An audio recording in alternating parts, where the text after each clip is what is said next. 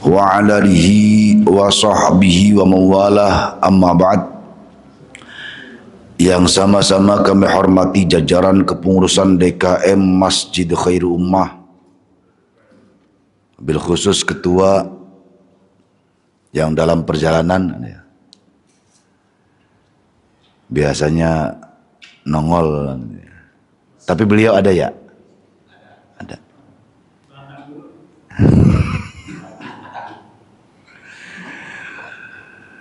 Para sepuh tokoh masyarakat, pemangku wilayah, jamaah sekalian yang insyaallah senantiasa dirahmati Allah Subhanahu wa taala. Alhamdulillahirabbil alamin, segala puji bagi Allah yang senantiasa melimpahkan berbagai karunia nikmatnya kepada kita semua. Di antaranya nikmat iman, nikmat Islam, nikmat sehat walafiat, panjang umur, dan berbagai kenikmatan-kenikmatan yang lainnya, kenikmatan yang tiada terhingga jumlahnya. Sehingga atas nama iman kita dituntut untuk bersyukur.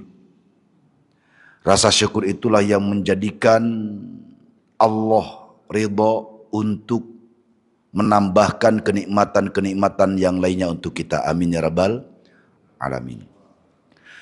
Salawat beserta salam semoga tetap terlimpahkan kepada baginda Nabi Muhammad sallallahu alaihi wasallam, kepada keluarganya, sahabatnya, tabi'in, tabi'ut tabi'in, hingga sampailah kepada kita selaku umatnya yang mudah-mudahan kelak di yaumil qiyamah kita layak mendapatkan syafaat Rasul. Amin ya rabbal alamin. Hadirin yang dimuliakan Allah Subhanahu wa taala, pada kesempatan Majlis Ta'lim pagi hari ini insyaallah akan disampaikan pembahasan fikih terkait dengan hewan sembelihan. Ini momentumnya karena kita ngadepin Idul Adha, kali pada kurban gitu ya. Amin. Banyak di sini yang kurban biasanya.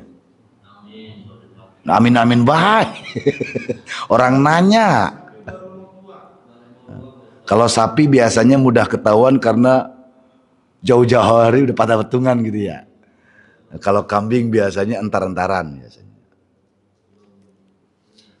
Tapi biasanya banyak. Alhamdulillah. Ya, makasih. Terkait dengan hewan sembelihan ini, syariat memberikan tuntunan.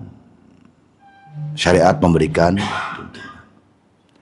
Bagaimana halalnya hewan ternak agar bisa dimakan, maka harus melalui prosesi penyembelihan. A'udzu billahi minasyaitonir rajim. Bismillahirrahmanirrahim.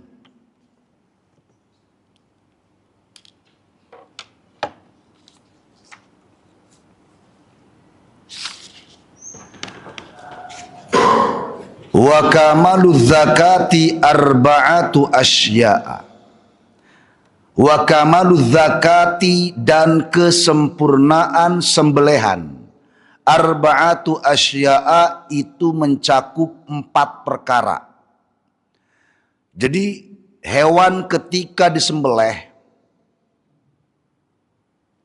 penyembelihannya akan dianggap sempurna manakala 4 perkara ini tercapai. Apa saja 4 perkara yang harus dicapai? Qat'ul hulqumi. Yang pertama, terputusnya atau memotong tenggorokan. Wal mari'i, dan memotong kerongkongan. Jadi yang pertama memotong atau memutus tenggorokan, yang kedua memutus atau memotong kerongkongan. Wal wadajaini, dan yang ketiga, keempat adalah memotong 2 urat. 2 urat kanan kiri. Wal mujzi'u minha syai'ani. wal mujzi'u dan cukup, minha dari zakah sembelihan, syai'ani dua perkara. Jadi dua perkara saja itu sudah dianggap cukup hewan sembelihan. Apa saja dua perkara itu? Qat'ul hulkumi wal mari'i, yaitu terpotongnya tenggorokan dan kerongkongan. Jadi kalau menyembelih hewan dengan hanya memutus atau memotong tenggorokan dan kerongkongan itu dianggap cukup, artinya sah. Adapun dua urat leher itu bagian dari kesempurnaan. Az-zakatu fil lughati, zakah sembelihan, zakah menurut bahasa atatayyabu, yaitu maknanya lezat atau enak. Min qaulihim, dari ucapan ulama, raihatun zakiyah, yaitu aroma sembelihan, ay tayyibah, aroma sembelihan yang lezat. Fasama bihar dzabhu litatyibi aklihi bil ibahah.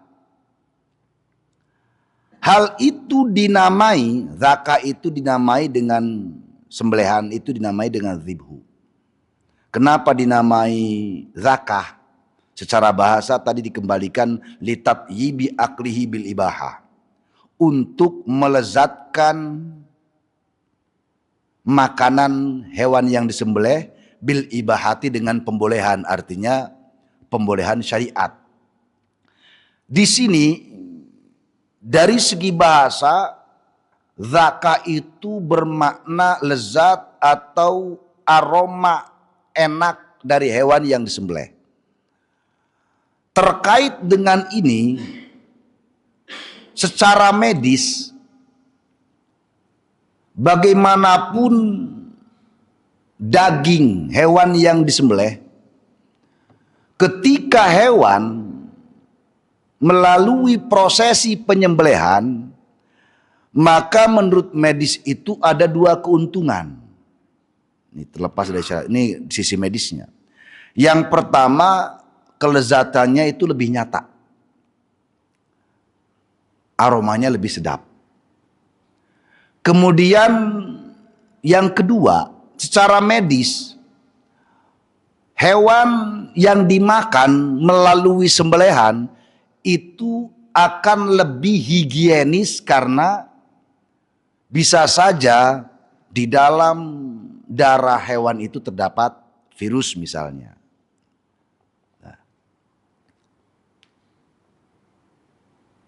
Wa fi syar'i az-zakah, sembelihan menurut syariat itu adalah qat'un makhsusun, pemotongan yang dikhususkan. Maksudnya pemotongan yang dikhususkan itu pemotongan seputar leher, yakni yang mencakup tenggorokan, kerongkongan, dan dua urat.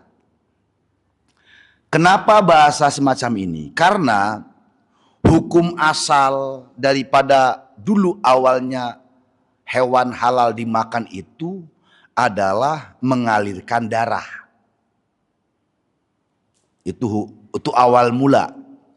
Awal mula hewan bolehnya dimakan itu adalah mengalirkan darah. Terlebih dulu ketika manusia tergantung makanan melalui buruan. Namanya buruan itu tidak akan terlepas dari yang namanya tombak dan panah. Jadi ketika hewan buruan, tombak, panah, bismillah, tombak atau panah gitu. Ketika tombak atau panah itu menemui sasaran, nancep lah bahasanya, itu kan darah keluar. Ketika si hewan buruan tadi ditemukan dalam keadaan mati karena ditombak atau dipanah kehabisan darah, maka halal. Ketika ditemukan hewan tersebut masih hidup, ya disembelih. Nah, itu awalnya bolehnya makan itu dengan mengalirkan darah. Kemudian syariat Islam hadirnya, kenapa mengalirkan darah itu disyariatkan bagian leher. Nabi itu pernah memberikan warning terkait adab menyembelih, yaitu menajamkan pisau atau golok. Dan terkait kenapa leher, karena leherlah yang mempercepat kematian. Nah, Nabi memerintahkan untuk menajamkan golok, pisau untuk menyembelih itu tadi untuk mempercepat kematian. Sebab kalau golok atau pisaunya kurang tajam kan menyiksa gitu, lama matinya. Nah, dengan terpotongnya leher ya terkait dengan tenggorokan, kerongkongan, terlebih dikuatkan dengan 2 urat, itu maka si hewan itu akan cepat mati. Kalau terpotong tangan, terpotong kaki masih banyak kemungkinan hidup masih panjang. Tapi kalau udah leher yang dipotong, terlebih tenggorokan dan kerongkongan. Sebab tenggorokan itu majrat. Tenggorokan itu dikatakan sebagai apa di sini? Majrun nafsi khurujan wa dukhulan. Jadi tenggorokan itu ya tempat keluarnya nafas, tempat keluar masuknya nafas. Ya kalau tenggorokannya dipotong, terlebih ketika darahnya terpotong, akan lebih cepat mengalirkan darah, memancar. Darah semakin cepat habis, maka semakin mempercepat kematian.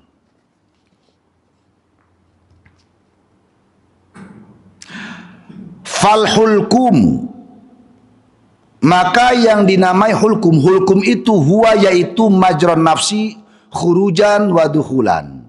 Hulkum itu adalah tempat keluar masuknya nafas, tenggorokan. Wal mari'u majrot ta'ami wa syarabi. Sementara mari itu kerongkongan, adalah tempat masuknya makanan dan minuman. Wa huwa tahtal hulkumi. Kerongkongan, mari, itu tempatnya di bawah tenggorokan. Di bawah itu bisa bermakna di balik, di belakang. Jadi kalau penampakan itu, ini yang paling depan. Paling depan nih, yang kalau kita tenggorokan kambing, sapi itu, kalau dimasak itu kan dia bukan tulang juga bukan daging gitu ya, keras gitu ya. Ini nih, ini tenggorokan nih. Tenggorokan itu dia melapisi kerongkongan belakangnya.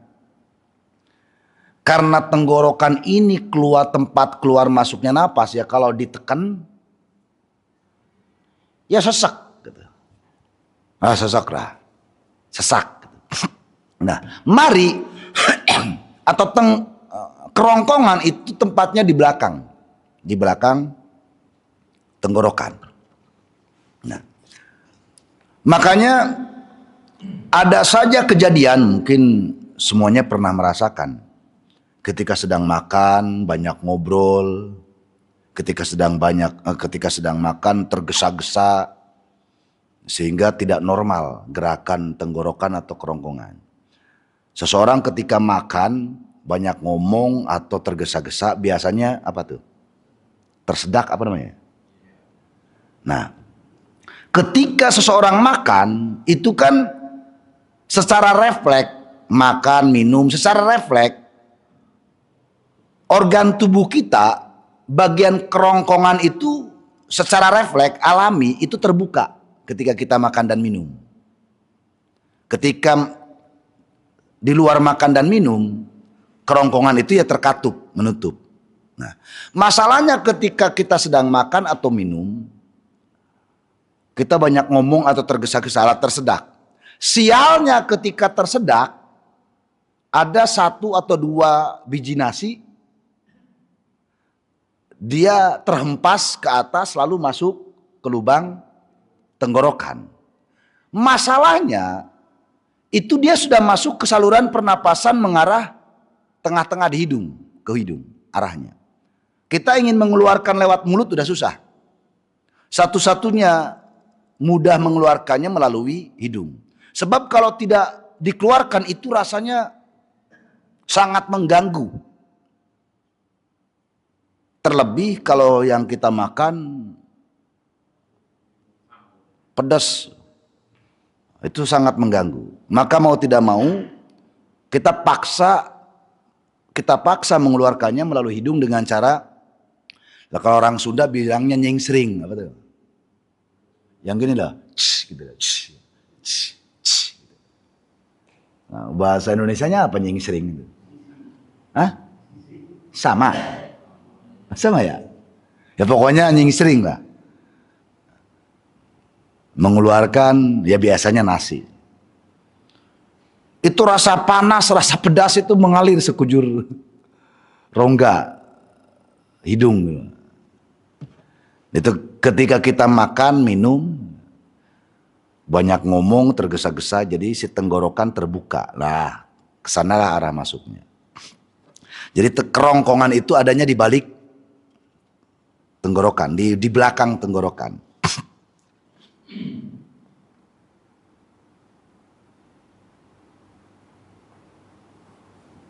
Fayustahabu maka dikatakan, fayustahabu maka disunahkan qat'ul wadajaini,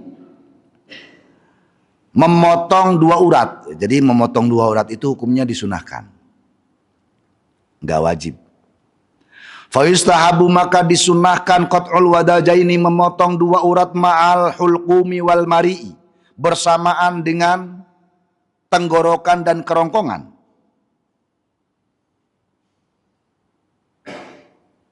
Wal ghalibu, dan pada umumnya, ghalib umumnya, annahuma, bahwa dua urat yang qati'ani, terpotong, biqat'il hulqumi wal mari'i, dengan terpotongnya tenggorokan dan kerongkongan. Jadi pada umumnya ketika hewan disembelih, dua urat ini akan ikut terpotong bersamaan dengan terpotongnya tenggorokan dan kerongkongan. Itu kalau goloknya tajam. Karena si urat ini kan nyamping, persis sampingnya kerongkongan atau tenggorok, samping banget. Jadi pada umumnya si dua urat itu akan ikut terpotong bersamaan dengan tenggorokan dan kerongkongan. Nah, jika si gamannya atau goloknya, pisaunya tajam. Tapi untuk menguatkan ya seyogyanya bagi yang nyembelih, ya, biasanya saya nyembelih tuh. Untuk lebih meyakinkan, sebelum golok diangkat, lihat dulu nih. Ya tenggorokan, kerongkongan sudah terputus, kira-kira urat udah belum nih? Biasanya kan diputar begini, gitu kan, agar si urat ikut terputus. Untuk lebih meyakinkan. Fa in tarakahuma jaza. Jika orang meninggalkan keduanya, meninggalkan maksudnya membiarkan dua urat, jaza maka boleh, tidak masalah, ya sah. Walau taraka syai'an yasiran minal hulqumi wal mari'i wa matal hayawanu mifahuwa maitatun. Walau taraka syai'an yasiran, dan kalau seseorang menyisakan sedikit saja, dan jika seseorang menyisakan sedikit sesuatu dari tenggorokan dan kerongkongan, jadi tidak putus total. Jika seseorang menyisakan sedikit saja dari tenggorokan atau kerongkongan, dan hewan yang disembelih tadi keburu mati. Wa matal hayawanu, dan hewan yang disembelih tadi keburu mati. Fahuwa maitatun, maka hewan itu statusnya bangkai. Maitah itu bangkai. Bangkai itu di dalam syariat itu ya terkait hewan yang tidak melalui penyembelihan, maka disebut bangkai. Kata Kanjeng Nabi, bangkai itu apa? Dua bangkai yang dihalalkan adalah ikan dan belalang. Artinya dua hewan ini tidak melalui prosesi penyembelihan gitu. Halal. Hewan-hewan selain daripada itu ya kudu melalui penyembelihan.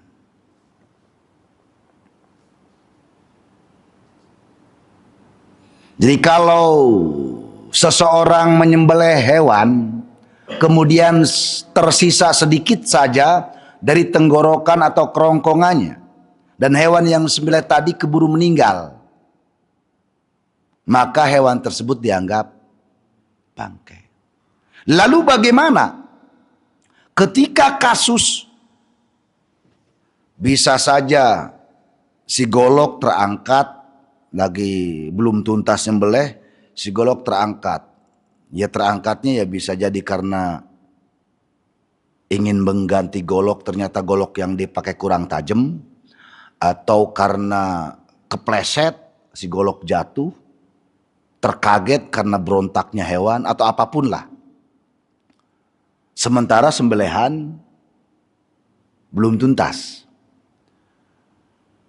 Kesalahkaprahan di masyarakat itu kan ada ujaran yang menyatakan kalau sedang menyembelih kemudian belum selesai golok keangkat, pemahaman di masyarakat anggapannya apa? Batal atau bangke gitu ya.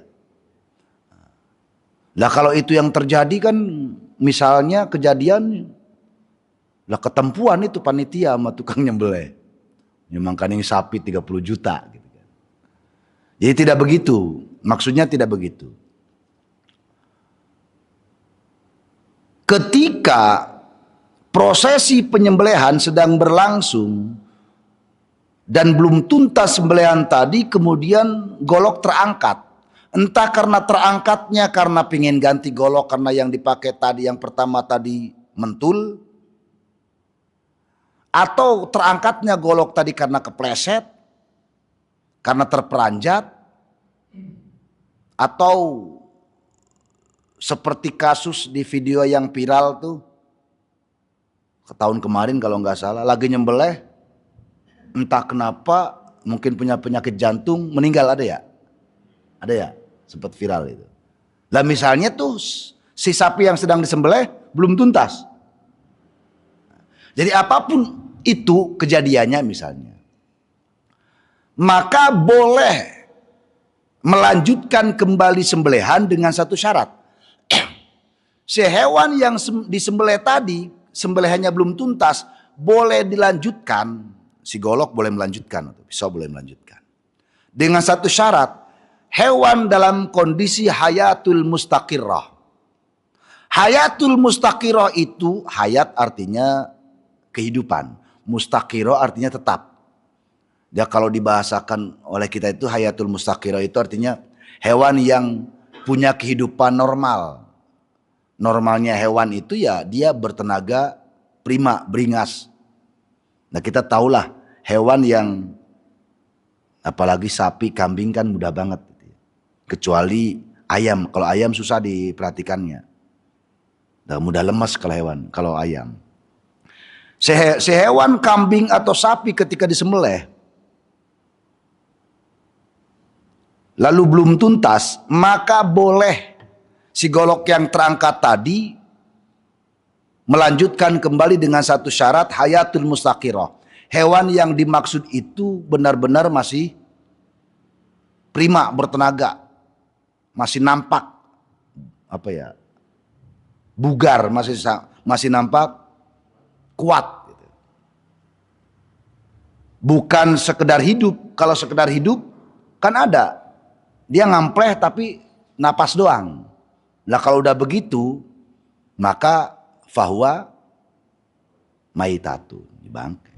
Jadi bolehnya ketika si golok terangkat boleh melanjutkan kembali si kondisi hewan masih hayatul mustaqirrah. Apalagi kalau sapi. Jangan kata belum terpotong, udah terpotong tuntas masih ada yang lari gitu ya. Jadi harus itu diperbolehkan dengan segera ketika terangkat tadi.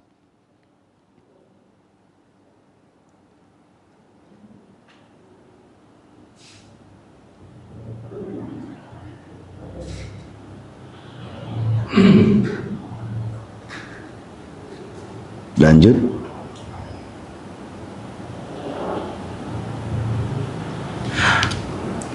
Wala budda, dan harus atau diperlukan qat'u jami'iha,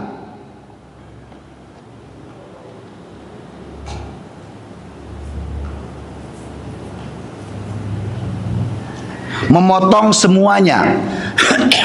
Memotong tenggorokan, memotong kerongkongan.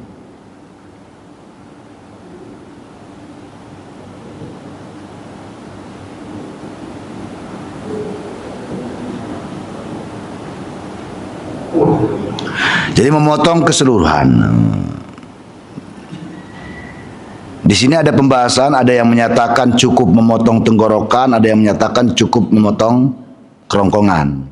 Dengan alasan dengan terpotongnya tenggorokan, lama-lama karena gak bisa napas, mati. Karena terpotongnya kerongkongan, lama-lama gak makan minum, mati. Tapi di sini la budda min qat'i jami'iha. Wajib memotong daripada memotong semuanya, tenggorokan dan kerongkongan. Kama taqaddama, kama seperti keterangan taqaddama yang sudah berlalu. Li'anna ma qalahu ta'dzibul hayawan. Karena apa yang dimaksud yang diucapkan tadi adalah untuk menghilangkan siksa terhadap hewan. Wal maksudu ta'jilut taujihi bila ta'dzib. Yang dimaksud adalah menyegerakan tujuan dengan tanpa menyiksa berlebihan. Kenapa harus terpotong tuntas tenggorokan dan kerongkongan? Jam berapa ini? Oh ya, silakan.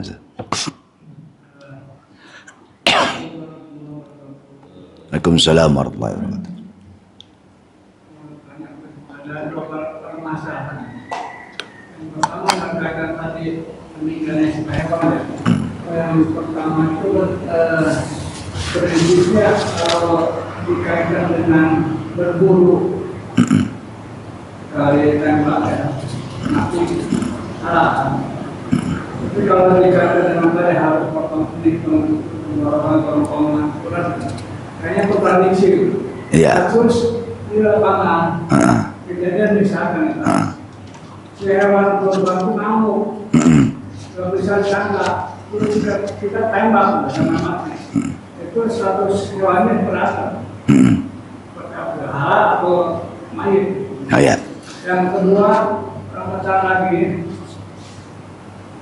kita udah tahu bahwa sapi unta ya untuk 7 orang.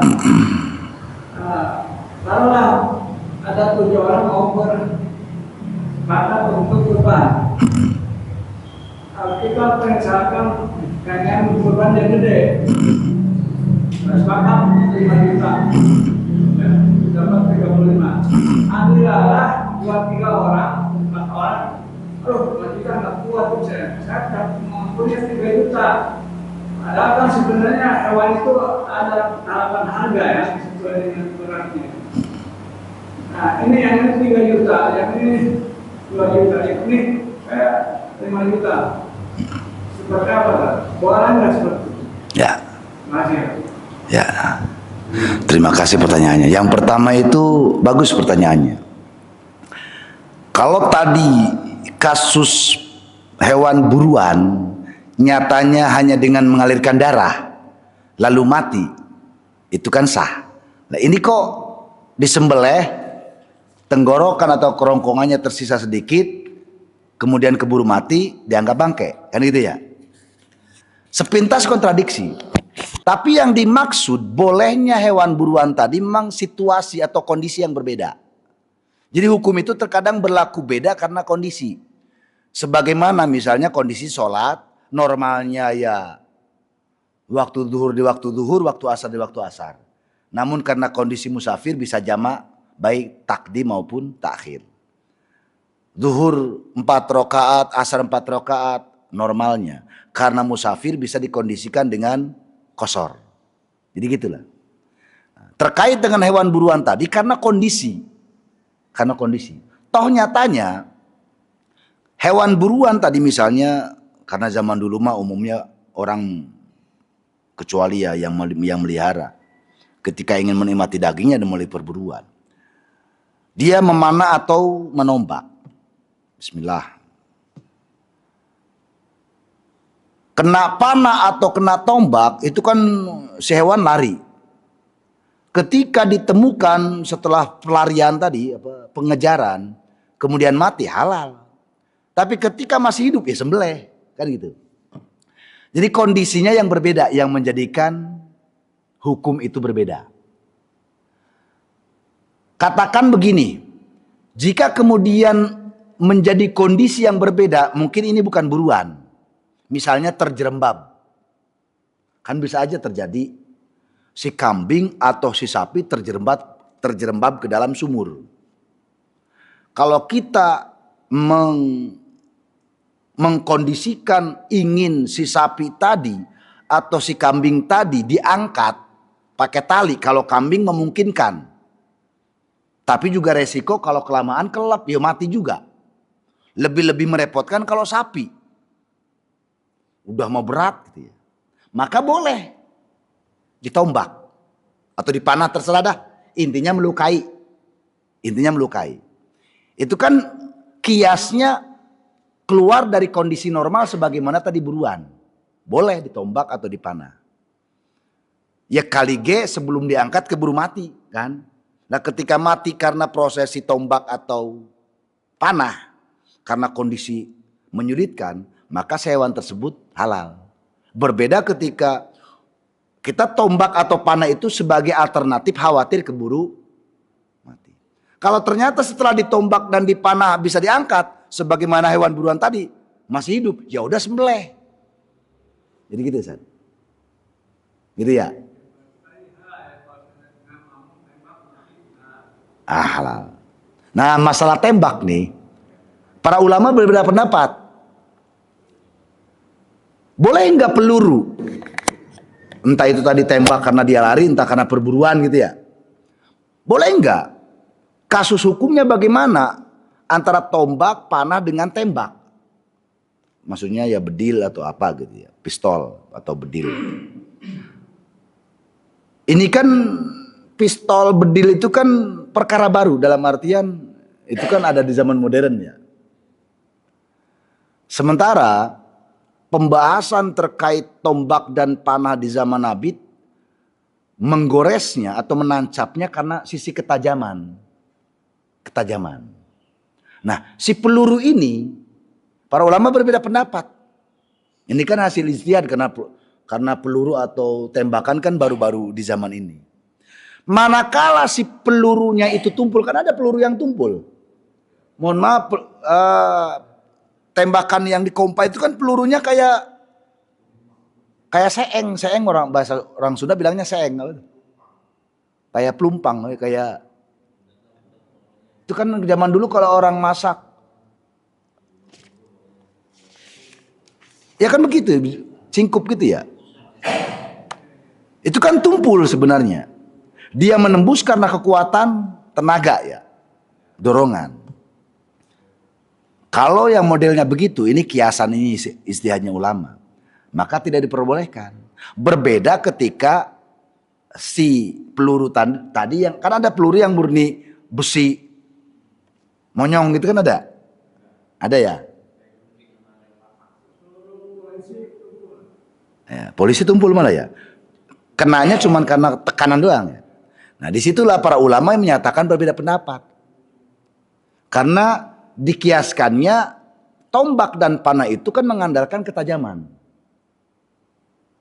Ada yang menyatakan kalau tembakan itu tidak berlaku, ada yang menyatakan boleh.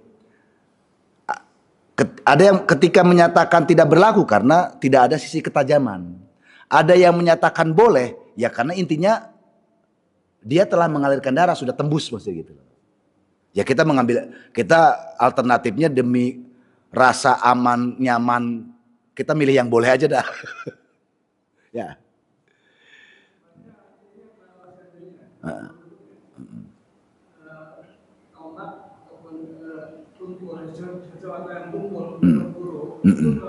Ya tadi misalnya pentung, nggak boleh. Pentungan misalnya gini, pentungan bisa aja lebih mematikan.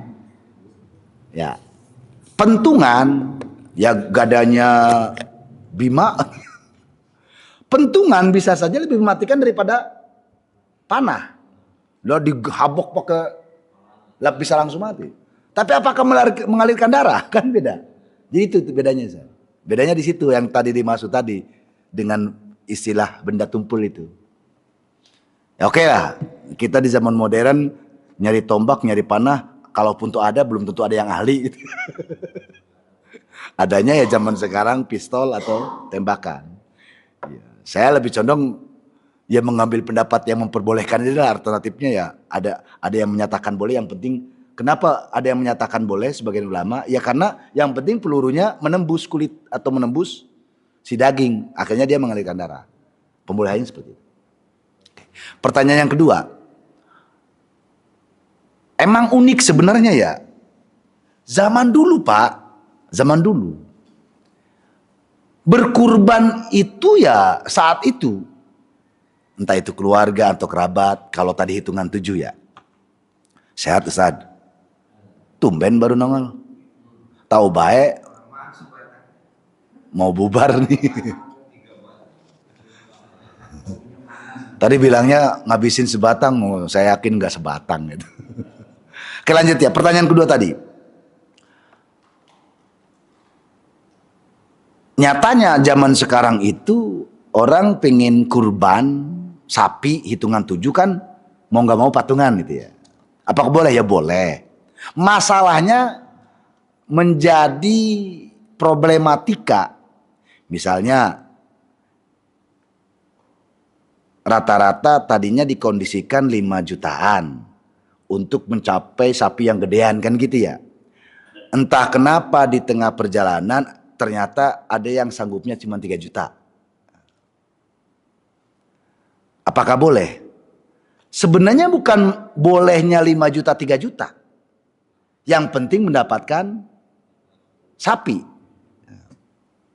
Sekarang silakan, butuh kesepakatan. Dan kesepakatan itu akan tercapai manakala ada keridoan. Ya sekarang gini, orang pada akhirnya mohon maaf karena berbagai kendala ternyata dia nggak bisa 5 juta seperti yang umumnya. Dia cuma 3 juta doang sanggupnya. Sekarang pilih, mau dijadiin apa enggak nih kurban? Kan gitu. Ya. Ya kan? Supaya hitungan 7 orang. Ya jadilah, udah lama-lama kita patungan gitu. Ya saya kan, kata yang punya 3 juta doang, saya aja 3 juta, ya udah. Butuh keridoan daripada yang lain. Ya, karena unsur ibadah ya, karena bagi ibadah. Bukan masalah boleh tidaknya berupa bentuknya, intinya ridho apa enggak. Saya pikir umat muslim yang baik itu memberikan kelonggaran pada setiap kesukaran saudaranya. Ya ikhlasin aja. Ikhlasin. Orang dia mampunya segitu. Atau dia menarik diri, ayo loh. Nggak jadi. Dan saya yakin betapa bangganya Allah dan Rasulnya ketika salah satu saudara muslim kita karena murni kendala tertentu tadi, kemudian yang lainnya mengikhlaskan. Saya yakin pahalanya berlipat ganda lah. Baiknya begitu. Atau karena setiap orang punya kepribadian yang berbeda-beda. Dia bilang ikhlas karena nggak enak. Bisa jadi loh. Ya. Kenapa tidak misalnya tos yang 3 juta tadi juga punya harga diri, saya nggak enak. Ya udah, tetap terhitung 5 juta, lu jual 2 jutanya nginjem kayak dulu.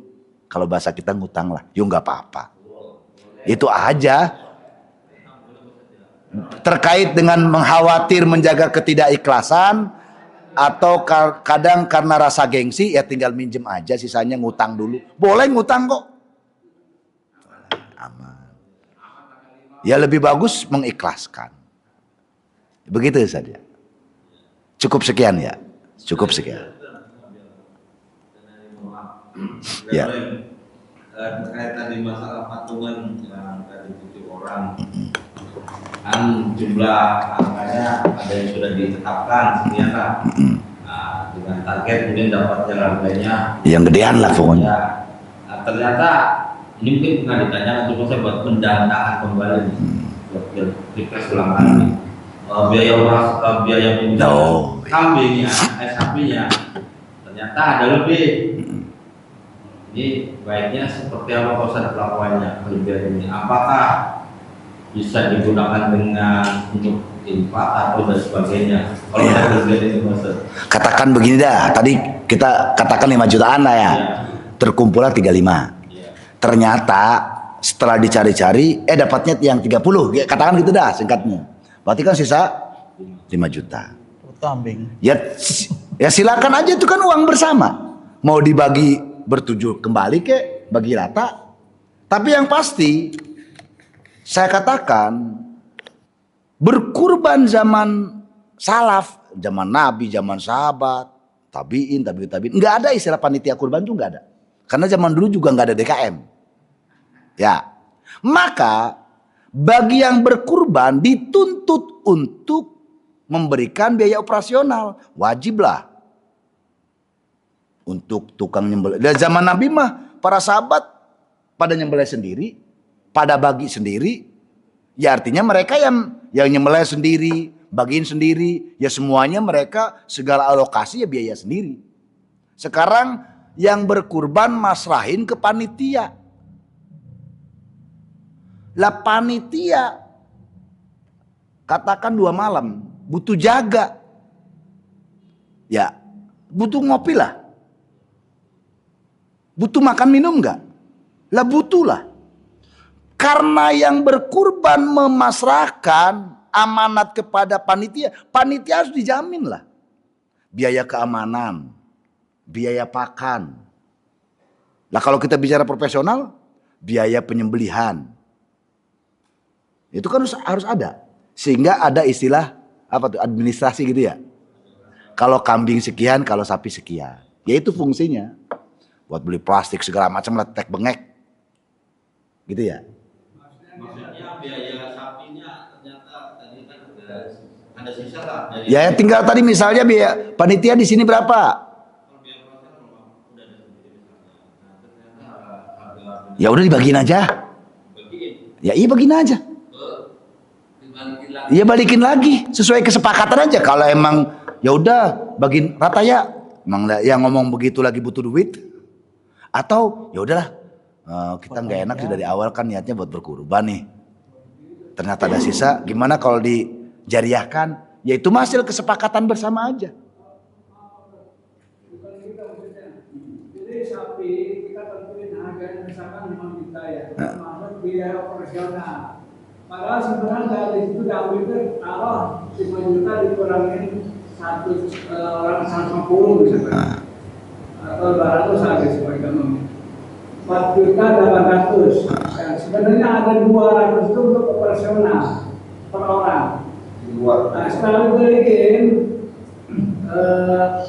satu tersebut, uang ini masih sisa yang operasional total yang 200 kali 7 berarti 1,4 ada sisa. Uangnya itu siapa nih? Buat apa-apa aja boleh enggak gitu? Boleh. Yang penting tujuan sudah tercapai, selesai. Makanya saya karena tidak tahu kasusnya, tadi kan sisa misalnya tadi dari awal saya mah bahasa polosnya dari awal patungan 7 juta. Waktunya tiba ternyata dapat Kan totalnya 35 ya. Ternyata dapat sapi yang 30 juta. Ya sudah, kesepakatan bersama. Ini kita misalnya katakanlah 1 juta biaya operasional buat panitia kasih. Dalam sisa 4 juta terserah diapain misalnya begitu. Mau dibagi rata kembali kek atau dijariahkan kek, terserah. Karena tujuan pembelian hewan sudah tercapai, itu aja.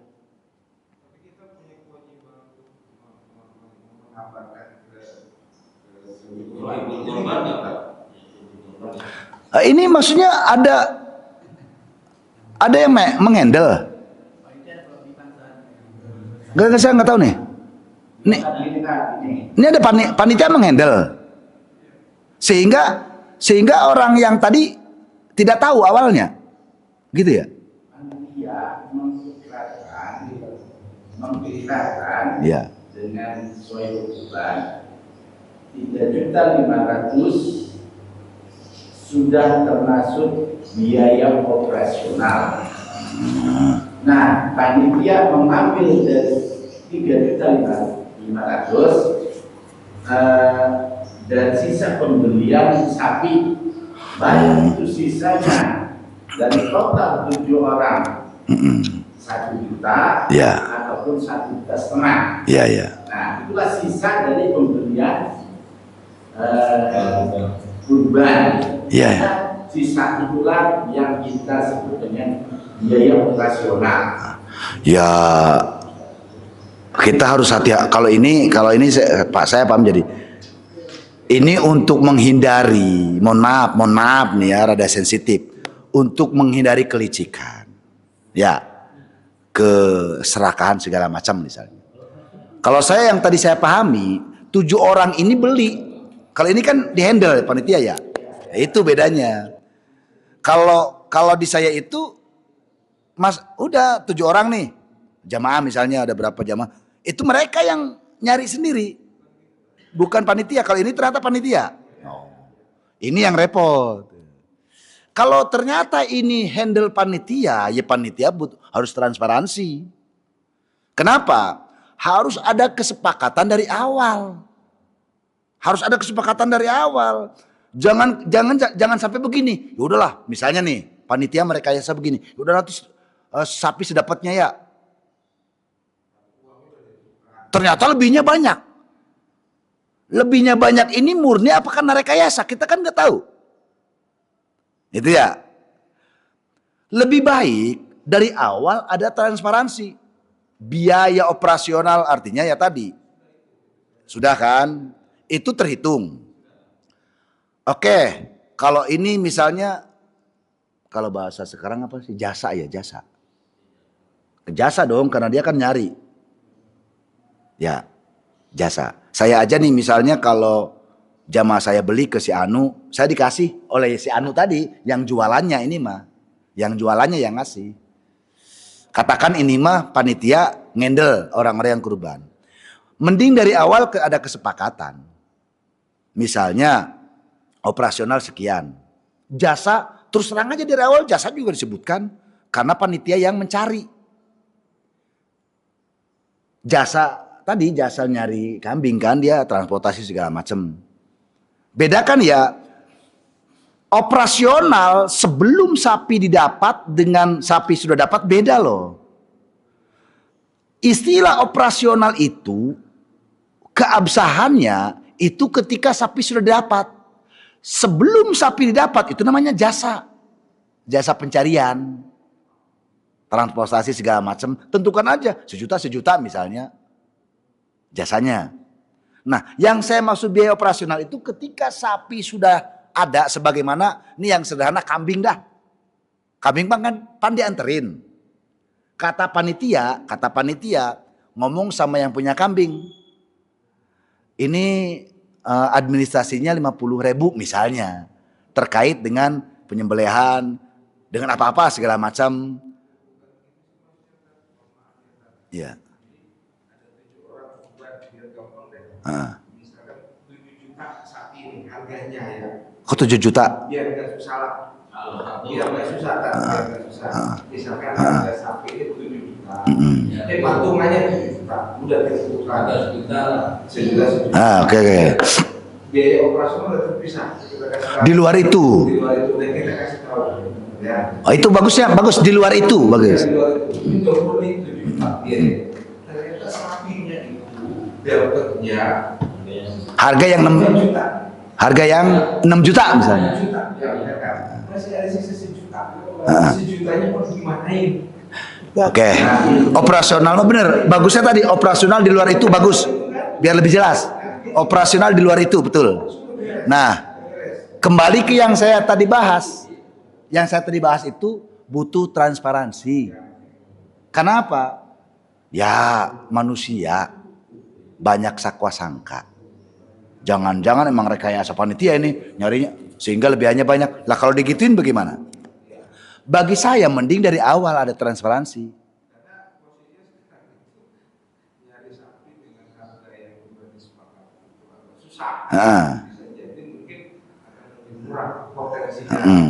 Jadi bisa ada kelebihan.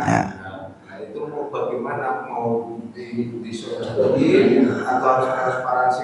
Dari awal, kalau kata saya dari awal transparansi. Dari awal sebelum beli. Kan panitia nih, kata panitia, karena kita yang nyari, kita minta kok dalam tanda kutip kan jasa komisi 1 juta dari 1 sapi itu ya. Katakan ternyata katakan 15 juta nih atau 35 juta tadi, bersisa 5 juta. Ya udah 4 jutanya berikan sama yang berkurban itu. Orang kita dari awal sudah apa? Sudah kesepakatan kok. Namanya apa? Jasa. Harusnya ada. Harusnya ada. Kalau tidak ada kesepakatan, itu yang saya khawatirkan manusia. Jadi kita misalkan ternyata belum berjalan, belum ada kesepakatan di awal, ketika ada kondisi yang memang lebih, kita harus bicara. Haruslah. Harus itu. Itu kan maksudnya Pak. Iya. Harus. Mohon maaf tadi yang saya bilang manusia itu sakwa sangkanya gede. Mending dari awal sepakati, nih panitia komisi 1 sapi itu 1 juta misalnya. Ya kan? Sekarang begini, terkumpul 35 juta. Otomatis dong, karena dari awal sudah ada kesepakatan komisi 1 juta. Gimana caranya bersisa minimal 1 juta? Minimal, karena buat kita kan, panitia. Iya, paham saya. Khawatir. Ini kan kembali kepada kasus. Kalau lebihnya banyak kan, pertanyaan digimanain. Terus sekarang yang sering terjadi gimana? Dikekep gitu. Kan enggak.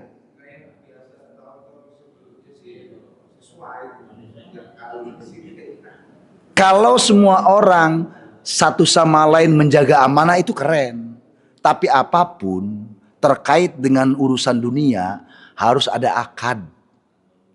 Itu lebih terjaga. Ketika dari awal udah komisi 1 juta, itu lebih terhormat loh. Menjaga sakwa sangka. Gimana caranya? Harus tersisa 1 juta. Ketika lebih, ya udah balikinlah sama yang punya.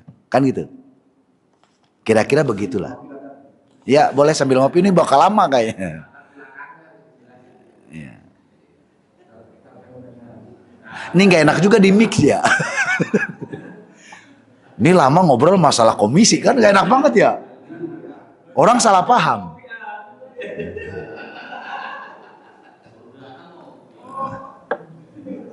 Baru datang nanya yang aneh.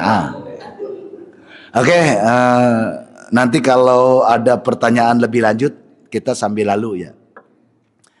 Mudah-mudahan sedikit banyaknya bermanfaat buat kita semua. Amin ya rabbal alamin. Al-Fatihah. A'udzu billahi minasyaitonir rajim. Bismillahirrahmanirrahim. Alhamdulillahi rabbil alamin arrahmanir rahim maliki yaumiddin. Iyyaka na'budu wa iyyaka nasta'in ihdinas siratal mustaqim. Siratal ladzina an'amta 'alaihim ghairil maghdubi 'alaihim waladdallin. Rabbi fili wa liwalidayya. Demikian, mohon maaf kurang lebihnya. Wallahul muwafiq ila aqwamit thoriq. Assalamualaikum warahmatullahi wabarakatuh.